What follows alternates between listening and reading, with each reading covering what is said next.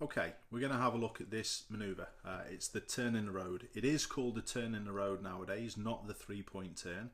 You used to have to do this in 3, but what we should do with this manoeuvre is complete the manoeuvre within as shorter moves or as few moves as possible. If you have to take more because the road's narrower, that's fine. And what this manoeuvre entails is a move to the right across towards the right curb. We'll then reverse to the left towards the opposite curb, and then we'll be in a position to turn round and drive in the other direction. And what we'll be doing is parking in on the left there. We won't be continuing on as the blue car has just done. So throughout this manoeuvre, we're going to be doing good observations all the way around the car, just like that 6-point check that we've already discussed. We're going to be looking all the way around the car, and what we're looking for is anyone that's going to come into a 2 or 3 car length bubble all the way around our car. So if any pedestrians are going to come into this area, or any cars or any other road users whatsoever, whilst we're doing this manoeuvre, most of the time we're going to stop and wait and see what they do before we continue.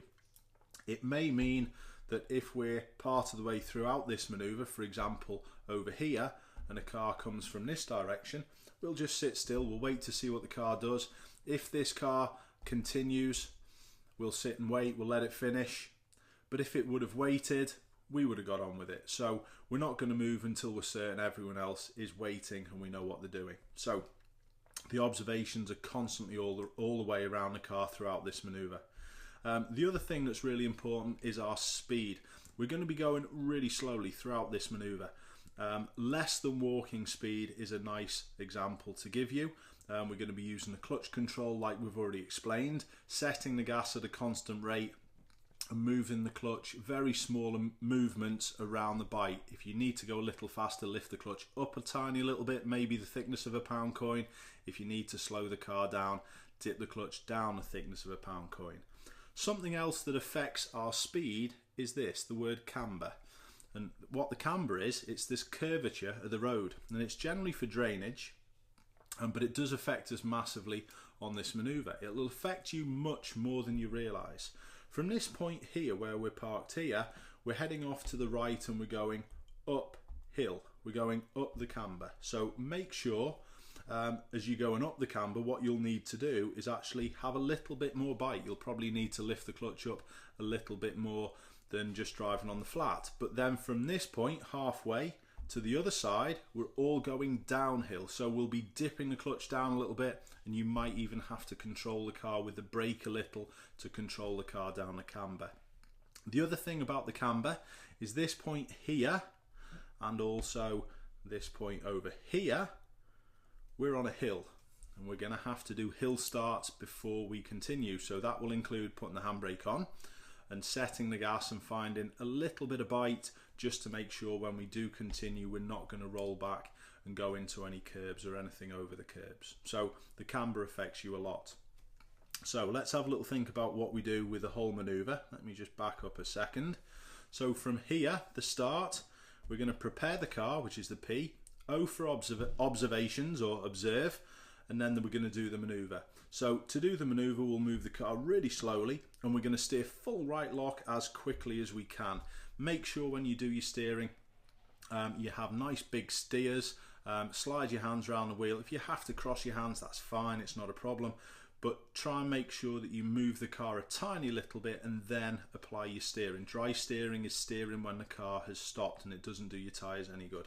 So we'll go over the camber, down the other side, and what we'll then be doing when we reach about this point is looking down out of our right window, and we're going to be looking for 2 points. We're going to be looking for a point where we straighten our wheels.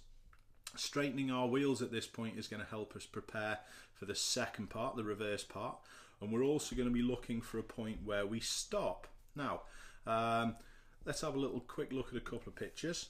We've got,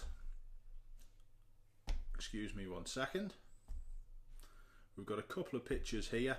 This is the first one, and this is a view underneath our right window, or wing mirror out of our right window I should say, of the curb. And this is approximately what you're going to see when you're at that position to do the straightening up.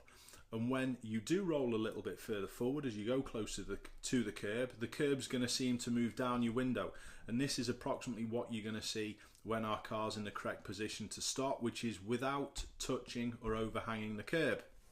So we've stopped here at the side of the road, we're now ready to reverse, so we'll prepare the car again into reverse, we'll observe everywhere. This time, rather than checking left side to right, we'll probably check right to left, so we actually finish looking over our left shoulder out the direction that we're going to be heading to. So once it is clear, again, we'll move the car very slowly and steer full left lock as quickly as we can, and once we're on the top of the road, about in the middle, we'll swap shoulders and be looking over our right shoulder at this curb here. We're always looking towards the curb where our wheels are going to be nearest. So at the moment, as we reverse back, it's this back wheel that's going to be closest to the curb. That's why we're looking over that side. And again, what we'll be doing is looking for 2 points, one where to straighten our wheels and one where to stop without touching or overhanging. And these pictures are going to look a little bit like this. You've got the look over your right shoulder. This is approximately what I would see when I would wish to straighten up. It might seem a little bit different from your perspective, but that's what I would see. And then as we reverse further back, the curb's going to get less visible. It may even disappear behind this pillar here.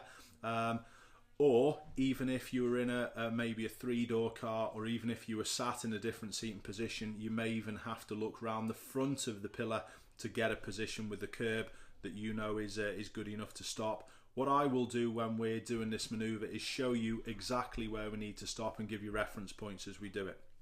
So the final part, it's really a mirror of what we've done already. We prepare the car, we do some observations everywhere, make sure it's clear absolutely everywhere around the car, and then if it's clear, we're going to be looking out to the right, up the road, going slow, steering round to the right, and what we'll be doing, we'll be parking in. We're not going to be zooming off down the road like that car. I think we're ready to have a little go. Any questions?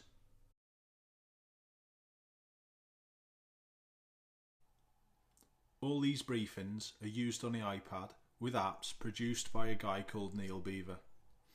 I use these apps on a daily basis. They're quite simply the best on the market. I'm not being paid to say this about these apps. I would turn around and recommend these apps to anyone learning to be a driving instructor.